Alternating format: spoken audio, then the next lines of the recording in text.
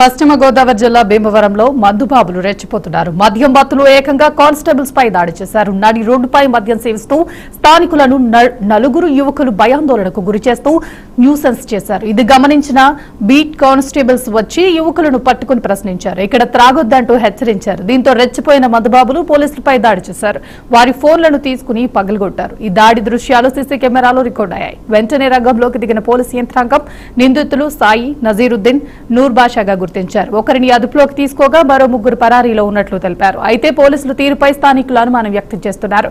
ఘటన జరిగి 20 రోజులు కావస్తున్నా మరో ముగ్గురిని ఎందుకు అదుపులోకి తీసుకోవడం లేదంటూ ప్రశ్నిస్తున్నారు.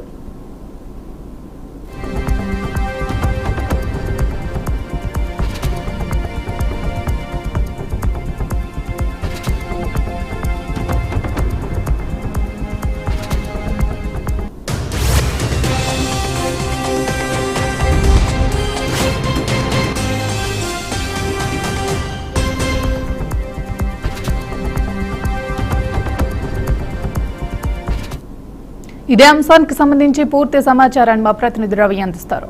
చెప్పండి రవి. Thank you Priya. ఏదైతే పశ్చిమ గోదావరి జిల్లా భీమవరంలో రెచ్చిపోయిన మందుబాబులను కూడా చెప్పొచ్చు. మద్యం మత్తులో ఏకంగా కానిస్టేబుల్ పైనే దాడి చేశారు. నడి రోడ్డుపై మద్యం సేవిస్తూ కూడా స్థానికులను భయభ్రాంతులకు గురి చేశారు నలుగురు యువకులు. దాంతో పాటు ఈ ఏదైతే ఇది జరిగి కూడా 20 రోజులు వెనకాల జరిగింది. కానీ ఇప్పటి వరకు కూడా ఈ విషయాన్ని బయటికి రాకుండా రాజకీయ ఒత్తిళ్లతో ఇది ఉన్నట్లు తెలుస్తుంది. సీసీ ఫుటేజీలు ఆలస్యంగా బయటకు రావడంతో ఈ విషయం బయటకు వచ్చింది. బస్టాండ్ సమీపంలో పూల దుకాణంలో మద్యం సేవిస్తూ కూడా మందుబాబులు పోలీసులపై దాడి చేశారని చెప్పి కూడా, అలాగే ఎవరైతే ఈ కానిస్టేబుల్ ఉన్నారో ఆ కానిస్టేబుల్ వీడియో తీస్తుంటే ఆ కానిస్టేబుల్ ఫోన్ కూడా నేలకేసి కొట్టి వాళ్ళ మీద దాడి చేసినట్టుగా తెలుస్తుంది ప్రియా.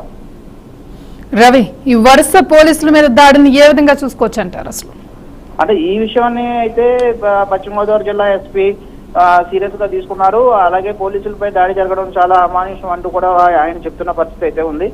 ఎవరైతే మా దాడికి పాల్పడ్డారో వాళ్ళని ఆ రోజే దాని తర్వాత రోజే ఒకరిని అదుపులో తీసుకున్నారు. ఈ రోజు ఇంకో ఇద్దరిని కూడా అదుపులో తీసుకుని వాళ్ళని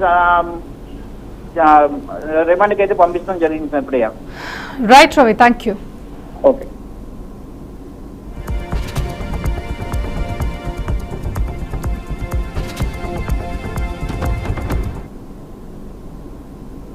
గోదావరి ఖనిలో దారి